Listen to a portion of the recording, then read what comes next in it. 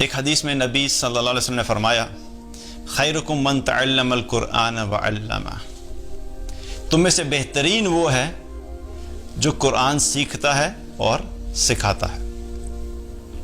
یہاں پہ نبی صلی اللہ علیہ وسلم نے قرآن سیکھنے اور سکھانے والوں کو کیا کہا ہے؟ یہ بہترین لوگ ہیں۔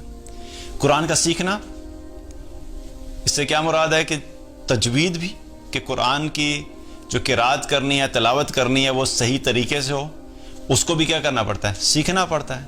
بچپن میں ہم سیکھتے ہیں، گھروں میں قاری صاحب آتے ہیں یا ہم مساجد میں جاتے ہیں یا جو جس طریقے سے بھی سیکھتے ہیں، لیکن بچے سیکھتے ہیں کہ ہم قرآن کو پڑھنا سیکھ جائیں۔ تو یہ کیا ہے؟ یہ قرآن کا سیکھنا ہے۔ تو یہ کیا تلاوت کا سیکھنا، کہ تلاوت کس طریقے سے صحیح کرنی ہے۔ اسی طریقے سے اس کی تعلیمات کو بھی سیکھنا، کہ ترجمے کا پتہ ہو کہ اللہ سبحانہ تعالیٰ جو بات کر رہا ہے وہ بات کیا کر رہا ہے، یہ بھی سیکھنے کا کام ہے۔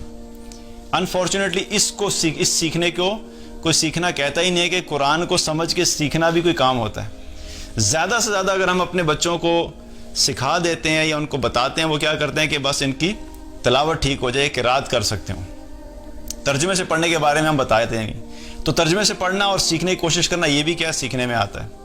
اور پھر اس کے بعد کیا ہے؟ اس کی تعلیمات کو سیکھنا، اس کی آیات میں تدبر و تفکر کرنا، کہ ایک آیت ہے تو اس کا مطلب کیا ہے، اس آیت میں اللہ سبحانہ تعالیٰ نے مجھے کیا بتایا ہے، کیا ایسا حکم دیا ہے کہ جو مجھے کرنا ہے، کیا ایسی بات کہی ہے جس سے مجھے رکنا ہے۔ تو یہ کیا ہے؟ یہ بھی قرآن کی تعلیم ہے، یہ بھی سیکھنے میں آتا ہے۔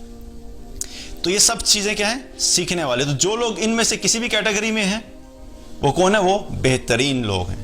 تو یہ کیا ہے کہ اس چیز کا تو فوکس کرنا ہے کہ ہم کسی طریقے سے اس کیٹیگری میں تو ہر وقت رہیں۔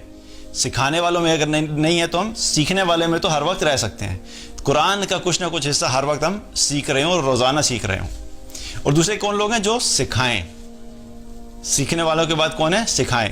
سکھانے والے کون ہیں؟ جو لوگ قرآن دوسروں کو پڑھاتے ہیں۔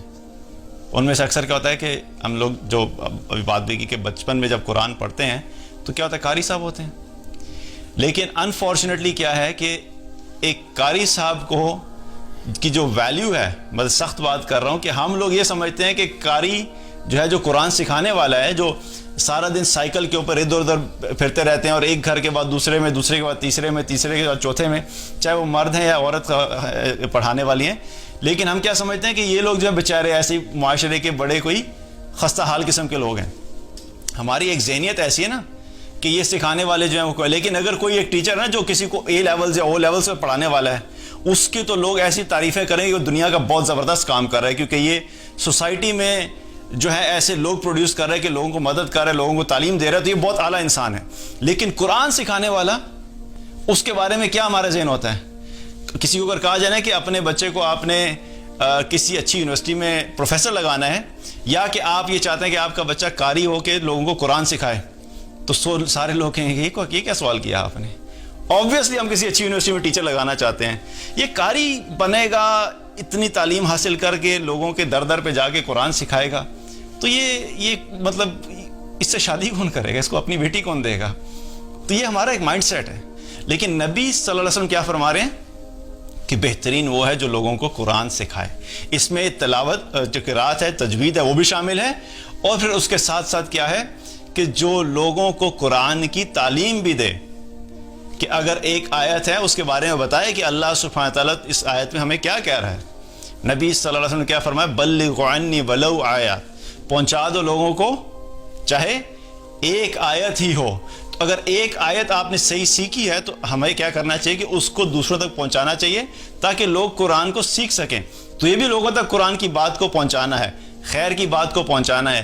تو اگر یہ کام کریں گے تو ہم کیا کریں گے؟ ہم ان بہترین لوگوں میں شامل ہوں گے جن کے بارے میں نبی صلی اللہ علیہ وسلم نے فرمایا کہ تم میں سے بہترین لوگ وہ ہیں جو قرآن سیکھتے اور سکھاتے ہیں۔ اور یہاں پر اس حدیث میں کیا پتہ لگتا ہے؟ آپ صلی اللہ علیہ وسلم نے صرف یہ نہیں کہا کہ تم میں سے بہترین وہ ہے جو سیکھتے سکھاتے ہیں یا علم سیکھتے اور سکھاتے ہیں، خاص طور پہ قرآن کا لفظ استعمال کیا، یعنی دین کا علم۔ اب کیا ہوتا ہے کہ دنیاوی علم بھی ہے، ٹھیک ہے، وہ بھی سکھانے والا کوئی غلط کام نہیں کر رہا، لیکن وہ سکھانے والا اس کا لیول اور جو دین کا علم سکھانے والا ہے اس کا لیول، دونوں میں کیا ہے؟ فرق ہے۔ دین کا علم سکھانے والے کا جو مقام ہے وہ اللہ کے نزدیک بہت اعلیٰ ہے، کیونکہ وہ خیر کی بات پھیلا رہا ہے۔ دین کے ذریعے سے لوگوں میں کیا ہوتا ہے؟ خیر پھیلتی ہے، لوگوں کو پتہ لگتا ہے کہ سچ کیا ہے اور غلط کیا ہے، حق کیا ہے اور باطل کیا ہے، صحیح راستہ کون سا اور غلط راستہ کون سا ہے۔ لوگوں کی زندگیوں میں تبدیلی آتی ہے، لوگوں کی زندگی میں بہتری آتی ہے، یہ دین کے علم سے آتی ہے۔ اور ایک حدیث میں آتا ہے، نبی صلی اللہ علیہ وسلم نے کیا فرمایا؟ خیر کی تعلیم دینے والے کے لیے ہر چیز استغفار کرتی ہے، یہاں تک کہ سمندر میں مچھلیاں بھی اس کے لیے استغفار کرتی ہیں۔